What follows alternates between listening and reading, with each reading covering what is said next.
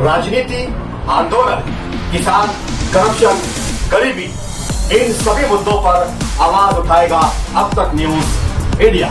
सत्ता के आगे जब भी सवाल कमजोर पड़ने लग जाए तो सवाल उठाने पड़ते हैं। बोल के लफ्ज आजाद है तेरे, बोल के सच जिंदा है अब तक।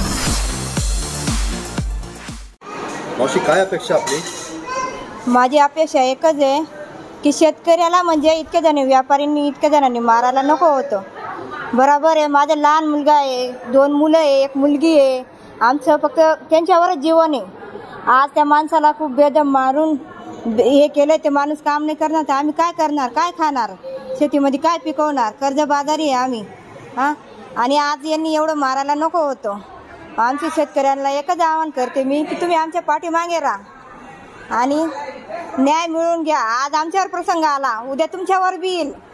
आज गरीब माणसांनी एकटे होते, तिथं गखळामध्ये कोण नव्हतं, एकटी गाडी होती म्हणून तेवढे मारलं।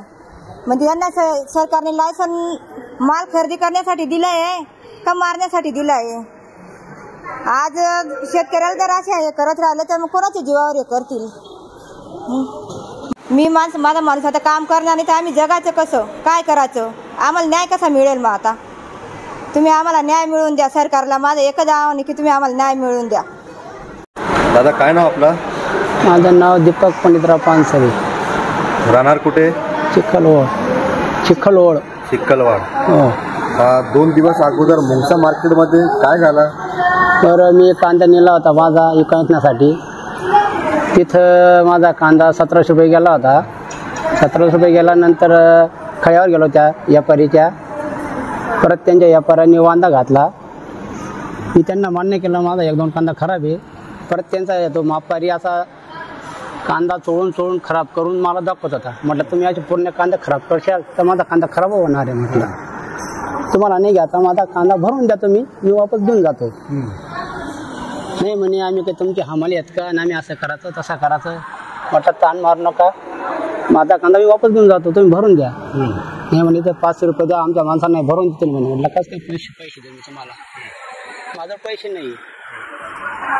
मग शेतकरी माणूस म्हणतो त्याला आपण एवढा कांदा पिकवतो, आपल्या कांदा शेताला आहे नाही राहत, आपलं पाणी नाही, आपण टँकरने पाणी भरून कांदा काढला मार्केटला या असं राहतं। तर माझ्या तोंडातून गाडी निघाली तर त्या व्यापारीच्या भावाला म्हटलं मला गाडी दिली, त्यांनी मला तू पण गाडी दिली, त्यांनी परत तुझ्या आईचा 1.5 छाना म्हणे, छानपणा करतो का म्हणे।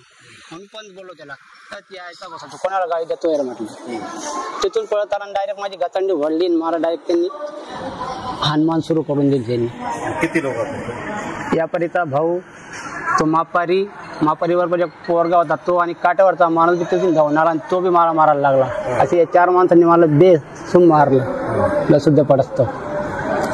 मग काही व्यक्तींना असं वाटलं मारहाण करू आली या व्यक्तीला, तर मग त्या व्यक्तीने सोडलं, मला बाहेर काढलं। बाहेर काढल्यानंतर मी बाहेर गेलो, मला चक्करण पडलं। 5-10 मिनटं तिथं पडलो। म्हणजे मार्केट कमिटीचे कर्मचारी आले, त्यांनी मला उठवलं, पाणी पाजलं, बसवलं। परत व्यापारीचा लहान भाऊ आला, तो म्हणता हा ढोंग करतोय, याला काहीच झालेलं नाही। माझी ॲम्ब्युलन्स मी याला टाकून नाशिकला घेऊन जातो दवाखान्याला, परत मला धमकत होतो असा।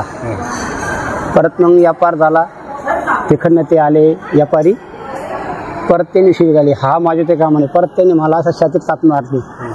परत मला मग त्या कर्मचाऱ्यांनी नेलं, कॅबीमध्ये बसवलं, समजूत काढली, माझा माल त्याच्याकडे दिला, पावती करून पैसे देऊन मला घरी पाठवून दिले त्या ड्रायव्हराबरोबर। मला काही उमदत नाही होतं। शासनाकडे काय अपेक्षा आहे आपली? फक्त मला काही नका, मला फक्त माझा न्याय पाहिजे, मला शेतकरीचा न्याय पाहिजे मला।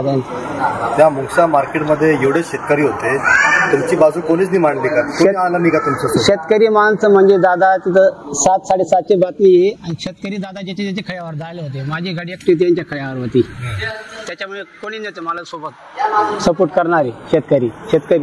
आता तुम्ही शेतकरी म्हणून हो शेतकऱ्यांना काय आवाहन करणार? शेतकऱ्यांना आव्हान एकच, आज माझ्यावर बितली उद्या तुमच्यावर नका, हा फक्त आपल्याला न्याय पाहिजे शेतकऱ्यांना। आज व्यापार करताय, कोणाच्या जीवावर करताय, शेतकरीच्या जीवावर करताय। यांना लायसन सरकारने का दिलं? व्यापारीचा शेतकरीचा माल खरेदी करावा, चांगला भाव मिळावा, यांनी आपल्या गव्हर्नमेंटने यांना लायसन दिलंय ना। मग आता सरकारच न्याय द्यायला पाहिजे शेतकऱ्यांना. काय करावं यांना लायसन यांनी का अत्याचार केला शेतकरीवर.